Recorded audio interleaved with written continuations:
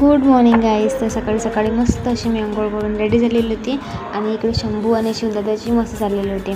आज यांना बाहेर सोडलं थोडीफार पाय मोकळे म्हणून. हा शंभू इकडे वरती आज चालला गेला होता. त्याला बघण्याच्या चक्करमध्ये हा इकडे शिवदादा पडला. तर दादा पडला तर आपण बघायला जावं. तर हा आपला शंभू निव्वळ दादाच्या मागे मागे करत होता. यांचं दोघांचं चाललेलं होतं. मग मी नाश्ता करून घेतला. हे सगळं नाश्त्यामध्ये मी बनवलेलं होतं.